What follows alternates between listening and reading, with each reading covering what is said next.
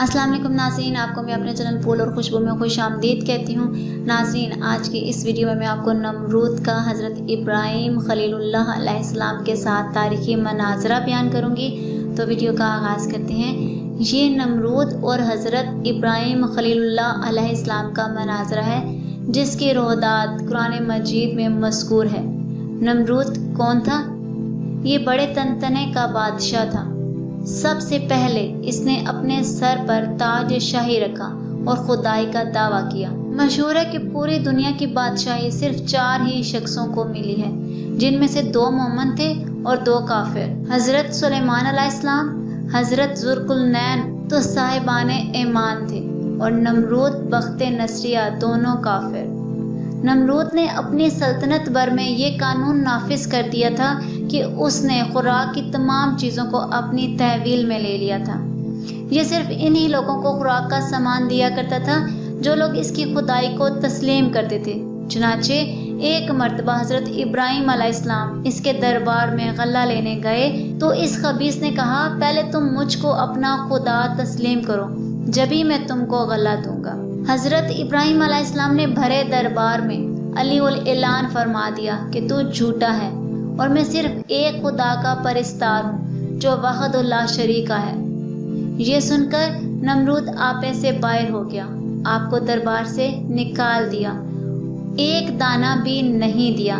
آپ اور آپ کے چند ساتھی جو مومن تھے بھوک کی شدت سے پریشان ہو کر جاں بلب ہو گئے۔ اس وقت آپ ایک تھیلا لے کر ایک ٹیلے کے پاس تشریف لے گئے، تھیلے میں ریت بھر کر لائے، خداوند قدوس سے دعا مانگی تو وہ ریت آٹا بن گئی، اور آپ نے اس کو اپنے ساتھیوں کو کھلایا اور خود بھی کھایا۔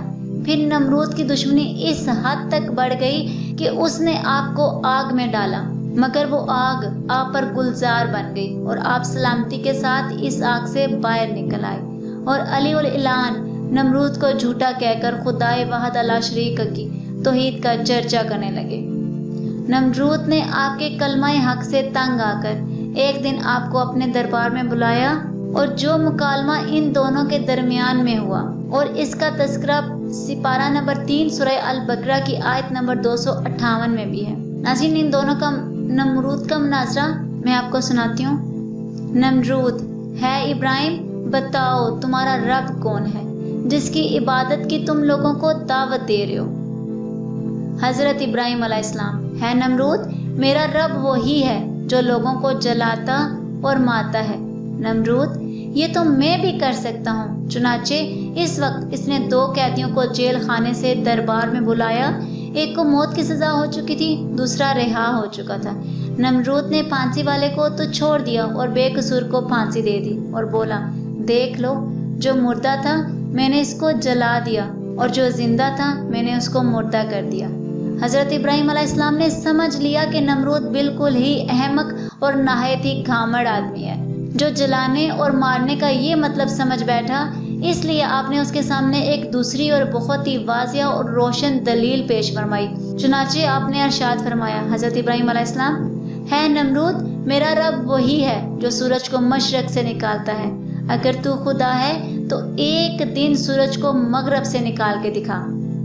نمرود حیران رہ گیا۔ حضرت ابراہیم علیہ السلام کی یہ دلیل سن کر نمرود حیران رہ گیا، کچھ بھی نہ بول سکا۔ اس طرح یہ مناظرہ ختم ہو گیا۔ حضرت ابراہیم علیہ السلام اس مناظرے میں فتح مند ہو کر دربار سے باہر تشریف لائے اور توحید الہی کا آواز علی الاعلان فرمانا شروع کر دیا۔ قرآن مجید نے اس مناظرے کی روحداد ان لفظوں میں بیان فرمائی ہے جو کہ سورہ البقرہ کی آیت نمبر 258 ہے محبوب، کیا تم نے نہ دیکھا تھا اسے جو ابراہیم سے جھگڑا اس کے رب کے بارے میں، اس پر کہ اللہ نے اسے بادشاہی دی، جبکہ ابراہیم نے کہا کہ میرا رب وہ ہے کہ جلاتا اور مارتا ہے۔ بولا، میں جلاتا اور مارتا ہوں۔ ابراہیم نے فرمایا، تو اللہ سورج کو لاتا ہے پورب سے، تو اس کو پچھم سے لے کر آؤ۔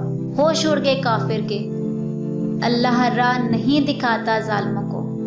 ناظرین، اس واقعے سے ہمیں یہ سبق ملتا ہے کہ حضرت ابراہیم علیہ السلام خداوند تعالیٰ کی توحید کے اعلان پر پہاڑ کی طرح قائم رہے، نہ نمرود کی بے شمار فوجوں سے خائف ہوئے، نہ اس کے ظلم و جبر سے مرعوب ہوئے، بلکہ جب اس ظالم نے آپ کو آگ کے شعلوں میں ڈبو دیا، اس وقت بھی آپ کے پائے عزم و استقلال میں بال برابر لرزش نہیں ہوئی اور آپ برابر نعرہ توحید بلند کرتے رہے۔